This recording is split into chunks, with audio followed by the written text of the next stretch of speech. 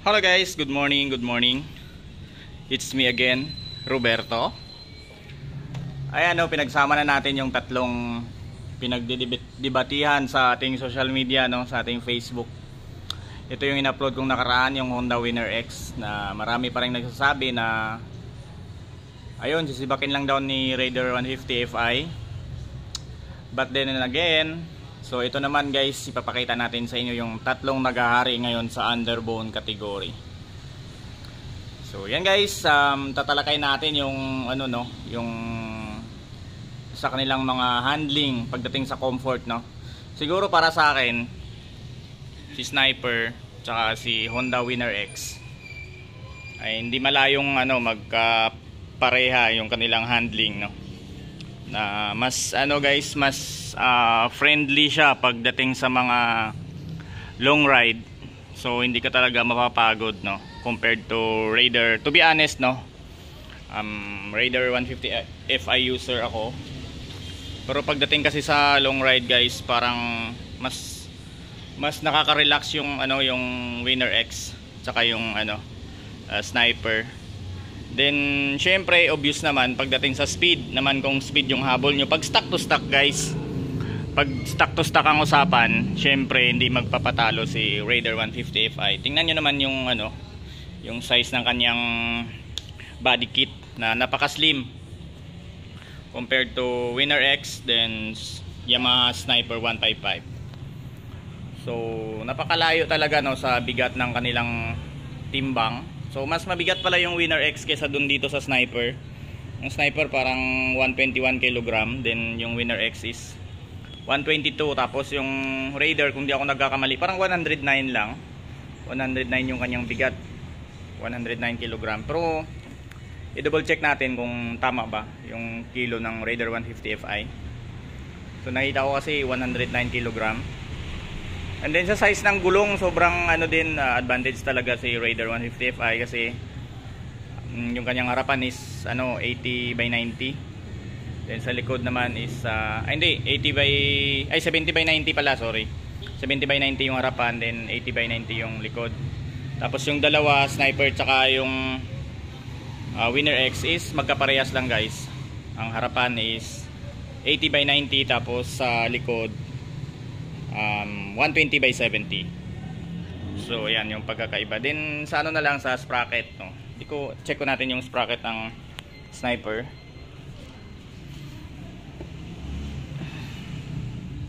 Yung Sniper guys is mas malaki sa Sniper, 46 yung kanyang stock sprocket. Tapos sa Honda Winner X is 44.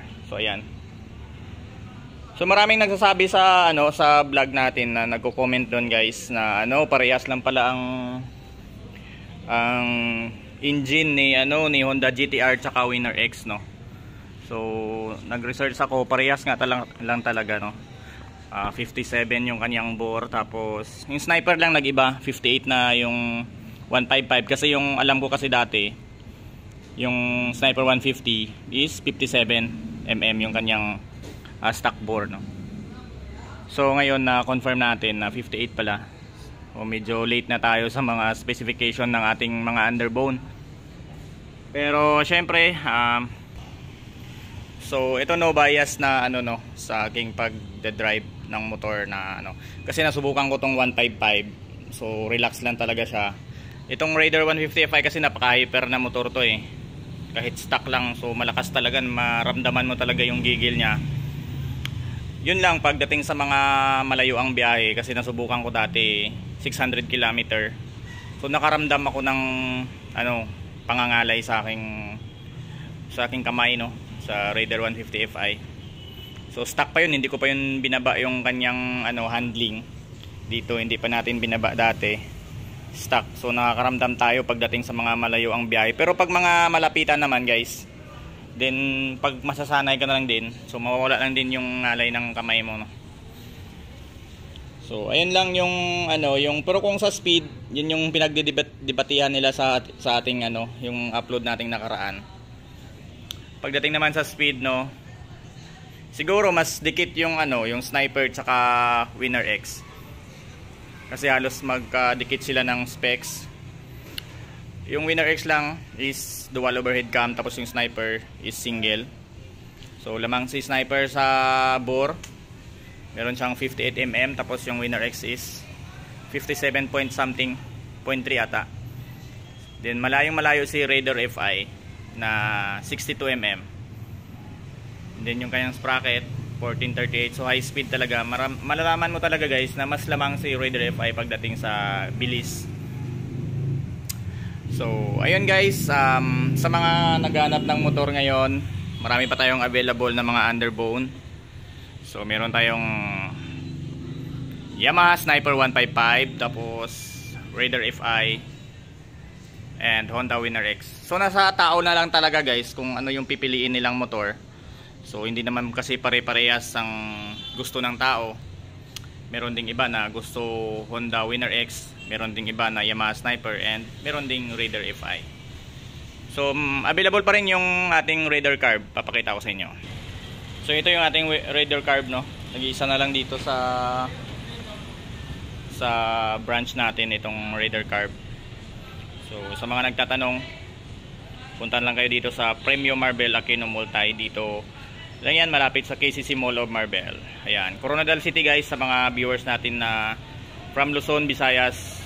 Located po kami sa Mindanao, Coronadal City. Pero nationwide po yung Premium. Maraming mga premyo sa iba't ibang bahagi ng Pilipinas. Ayan, mag-message lang kayo sa Facebook ni Premyo, and isi-search niyo yung lugar kung meron bang premyo na nakalagay na sa inyong lugar na mas malapit sa inyo. So yun. Then Raider FI, no, mas marami pa rin available natin ngayon sa store natin. Yan.